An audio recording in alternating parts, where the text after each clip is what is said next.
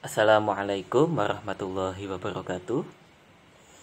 Kami ucapkan selamat berjumpa kembali dalam video TTL Indonesia. Pembahasan kita saat ini mengenai pembahasan yang sebenarnya simpel ya, yang sudah kita pelajari saat SMP, SMA, bahkan ketika SD. Namun prinsipalnya kita seringkali lalai ya. Ini adalah materi tentang bangun datar. Nah, sebelumnya kami mengucapkan terima kasih pada teman-teman yang sudah mendukung channel ini dengan memberikan like, komen, atau subscribe. Semoga teman-teman mendapatkan ilmu dari video ini. Oke, langsung saja. Dalam bangun datar yang sekarang akan kita analisis itu adalah panjang sisi, besar sudut, properti garis dan kesebangunan, kesejajaran, keliling, dan luas ya. Ini nanti kita akan review satu persatu.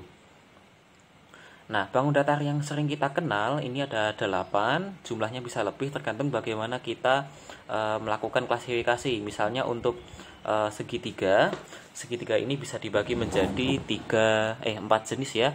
Siku-siku, sama sisi, sama kaki, dan sembarang. Begitu juga yang trapesium dibagi menjadi 3, yaitu siku-siku, sama kaki, dan sembarang. Nah, langsung saja kita bahas satu persatu. Kita awali dengan persegi ya. Kita sudah tahu persegi ini adalah suatu bangun datar yang terdiri atas 4 sisi, di mana semua sisinya sama panjang atau kita sebut sebagai S. Dengan besar sudut semuanya sama, yaitu 90 derajat atau siku-siku. Biasanya AB, BC, CD, dan AD ini kita sebut sebagai sisi ya, atau S, di mana AC dan BD ini adalah kedua diagonal persegi. Kedua diagonal ini memiliki besar S akar 2, ya ini hasil dari Pitagoras. Nah, kedua diagonal baik AC maupun BD ini saling berpotongan tegak lurus ya. Sudutnya kalau kita buka sudut CAB, sudutnya adalah 45 derajat, berasal dari 90 derajat yang dibagi 2. Oke, sisi AD sejajar BC, kemudian sisi AB sejajar dengan CD. Oke, sampai sini oke. Dimana AD dengan AB itu tegak lurus, AD dengan CD tegak lurus ya. Ya ini sudah jelas lah. Kelilingnya 4 kali sisi dan luasnya sisi dikuadratkan. Simetri lipatnya 4, sumbu simetri putarnya ada 4. Jadi simetri lipat nih kalau kita lipat kan ada 1, 2, 3, dan 4 sumbu, dimana kalau 4 sumbu ini kita lakukan perlipatan maka bisa dilipat, istilahnya dilipat akan connect ya, gini misalnya gini.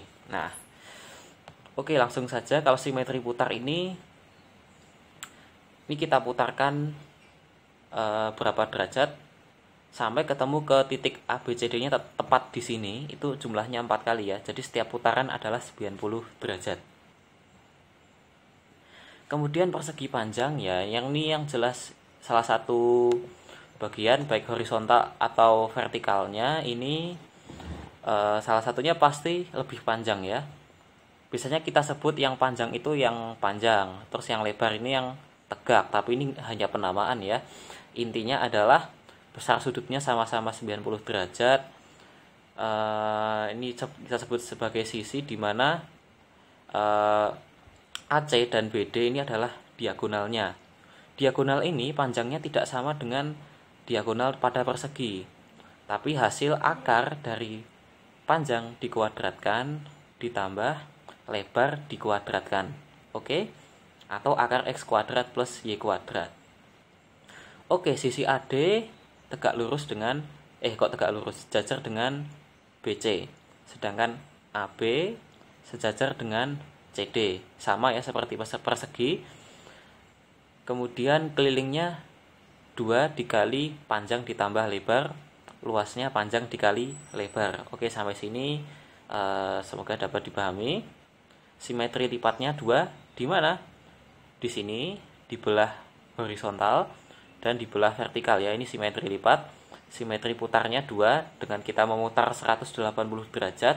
Dalam 2 kali pemutaran kita akan sampai ke bentuk persegi panjang ini. Itulah definisi dari simetri putar. Kemudian segitiga. Nah, segitiga secara umum pasti sudut-sudutnya kalau dijumlah adalah 180 derajat, gak mungkin lebih.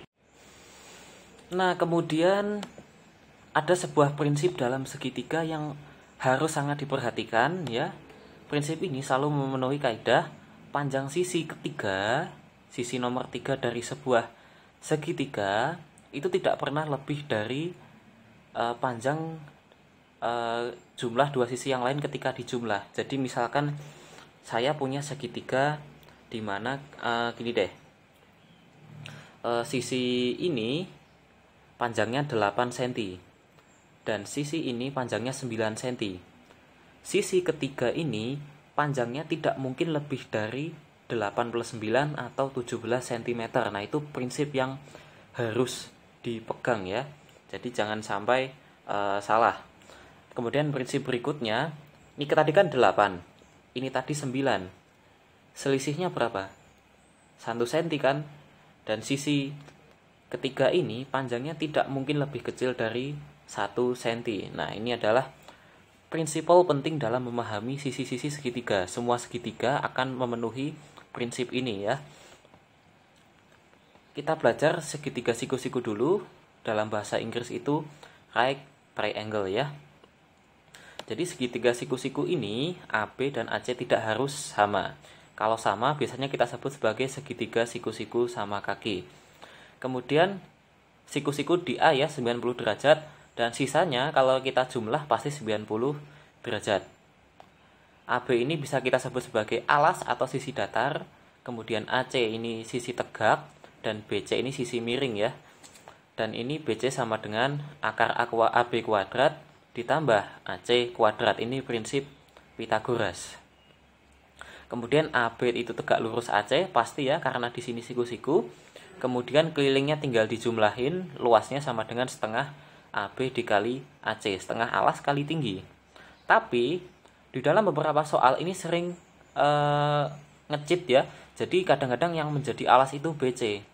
Nah, bagaimana kita menghitung luas segitiganya? Sama dengan setengah BC dikali AD, di mana D-nya terletak di sini dan garis AD ini posisinya tegak lurus dengan garis BC. Sehingga kalau kita lihat dari sudut pandang yang kita putar ya, setengah alas kali tinggi, alasnya adalah BC dan tingginya adalah AD. Ini bisa juga. Biasanya bermanfaat ketika kita disuruh menghitung panjang AD ya. Kita menggunakan kesamaan luas. Luas sama dengan luas. Nah, ini disama dengankan ini. Kemudian segitiga sama sisi atau equilateral triangle ini propertiesnya semua sisi sama ya, jelas ya, tidak ada perdebatan. Semua sudut juga sama 60 derajat. Kemudian kelilingnya 3 kali sisi, ini juga no debat. Kemudian luas sama dengan setengah AB dikali tingginya, dimana tingginya kita bisa menarik garis vertikal dari C turun sampai ke AB, dimana di sini itu membentuk siku-siku. Di sini T-nya ya, tinggi.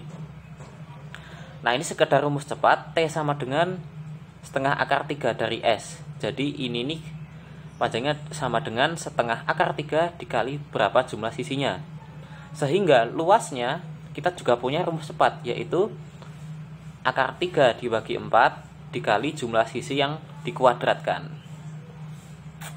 Nah, jadi titik pusat segitiga sama sisi itu adalah gini. Jadi ceritanya dari masing-masing sudut A, sudut B, dan sudut C, kita buat garis bagi. Ya, garis bagi sudut A, B, dan C. Katakanlah kita akan sampai di sini. Nah, ketiga garis bagi sudut tersebut akan bertemu di tengah sini. Nah, ini yang dimaksud dengan titik pusat segitiga, di mana jarak dari AB sampai ke titik pusat ini adalah sepertiga dari tinggi segitiga. Oke, sampai sini oke. Segitiga sama kaki atau yang kita sebut sebagai isosceles ya. AB sama dengan AC jelas. Besar sudut A sama dengan sudut B ya. Jadi ini sama ini itu sama. Kemudian kelilingnya tinggal dijumlahin aja sebenarnya, dimana sudut sisi AC akan sama panjang dengan sisi BC. Luasnya sama dengan setengah AB dikali tinggi ya. Nah, tinggi ini cara mencarinya juga masih sama. Kita akan menarik garis dari titik C secara vertikal turun ke bawah sampai nabrak sisi AB ya. Dimana di sini tingginya dengan sisi AB ini harus tegak lurus. Kemudian segitiga sembarang itu intinya ketiga sisinya tidak sama dan ketiga sudutnya juga tidak sama ya. Dan yang jelas tetap menuruti prinsip kaidah segitiga yang telah kita jelaskan di awal tadi. Kelilingnya tinggal dijumlahin. Kemudian bagaimana dengan jajar genjang? Oke, jajar genjang ini memiliki properties AB sama dengan CD dan AD sama dengan BC. Oke, ini harus dipatuhi. Kemudian besar sudut yang berhadapan harus nilainya sama. Yang berhadapan tuh gimana sih? Jadi ini sudut A kan berhadapan dengan sudut C kan? Ini nilainya sama besar. Begitu juga dengan sudut B sama sudut D, ini kan berhadapan. Pasti nilai sudutnya sama. Kemudian sudut yang berdekatan berjumlah 180 derajat. Berdekatan itu maksudnya ini loh. A sama B ini di total 180. A sama D ini di total 180 dan seterusnya ya. Kemudian AC dan BD adalah diagonal, di mana diagonal tersebut membagi jajar genjang menjadi dua daerah yang sebangun dan sama. Nah, inilah ilustrasinya. Jadi kedua diagonal ini tidak tegak lurus ya, dan tidak sama panjang juga. Sisi AD sejajar dengan BC dan AB sejajar dengan CD. Nah, inilah kita pentingnya memahami kesejajaran sisi supaya kita bisa tahu sudut mana yang nilainya sama besar ya, dan sudut mana yang ketika ditotal sama dengan 180 derajat. Kelilingnya tinggal dijumlahin aja, mudah. Luasnya alas dikali tinggi. Nah, kenapa luasnya bisa alas dikali tinggi? Oke, simpel saja. Misalkan saya punya potongan segitiga nih. Kita ambilkan dari jajar genjang ini, tingginya di sini nih, tingginya di sini. Ketika segitiga ini saya pindah ke kanan, ke dalam ruang yang sudah saya sediakan, kan akan menjadi persegi panjang dengan luasnya alas dikali tinggi kan. Nah, itulah kenapa luas jajar genjang adalah alas dikali tinggi. Begitu ya. Belah ketupat. Ini belah ketupat ini propertiesnya keempat sisinya sama panjang. Dan sudut-sudut yang berhadapan nilainya juga sama besar.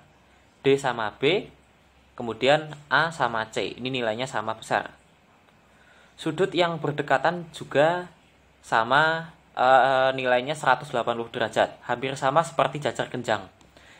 Jadi apa yang membedakan belah ketupat dengan jajar genjang? Kalau jajar genjang, diagonalnya tidak tegak lurus. Kalau di belah ketupat, kedua diagonalnya tegak lurus.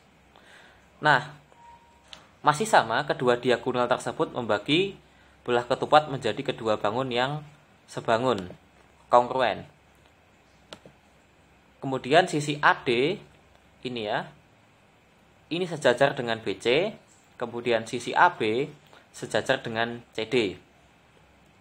Kelilingnya masih sama, seperti persegi di mana yang seluruh sisinya sama, yaitu 4 dikali S ya. Dan luasnya sama dengan setengah dikali diagonal 1 dikali diagonal 2. Ini boleh dibalik, perkaliannya boleh dibalik ya. Layang-layang. Nah, layang-layang ini panjang sisinya AB sama dengan BC dan AD sama dengan CD. Ya, sudah ada tandanya di sini. Kemudian sudut A dan sudut C ini nilainya sama, tapi kalau B sama D sama enggak? Enggak ya, enggak sama. Kemudian AC dan BD ini diagonal, di mana diagonalnya masih berpotongan tegak lurus. Kelilingnya tinggal dijumlah, luasnya setengah diagonal 1, diagonal 2 dikalikan. Trapesium siku-siku. Panjang sisinya berbeda-beda ya, jelas. Dan sudut A, sudut D ini nilainya sama-sama 90 derajat. Namanya juga siku-siku. Pasti 90 derajat kan? Nah, kemudian sudut B ditambah sudut C atau sisanya ini pasti dijumlah 180 derajat besar sudutnya ya. Nah, sisi AB sejajar dengan sisi CD. Oke, tidak ada masalah. Kemudian kelilingnya tinggal kita jumlahin aja. Tapi yang menjadi masalah, bagaimana kita mencari panjang dari BC? Nah, ada triknya. Jadi kita harus mencari dulu sisi yang kecil ini, panjang sisi yang kecil ini. Dari B sampai ini yang sampai titik-titik sini loh. Dari sini sampai sini. Ini berapa panjangnya? Panjangnya tidak lain adalah sisi A dikurangi dengan sisi B. Oke, paham ya? Lalu setelah kita ketemu panjang sisi yang kecil ini, kita pitagoraskan dengan tinggi trapesium, maka akan ketemu panjang BC. Luasnya sama dengan setengah dikali A plus B dikali dengan tinggi trapesium. Kemudian trapesium sama kaki.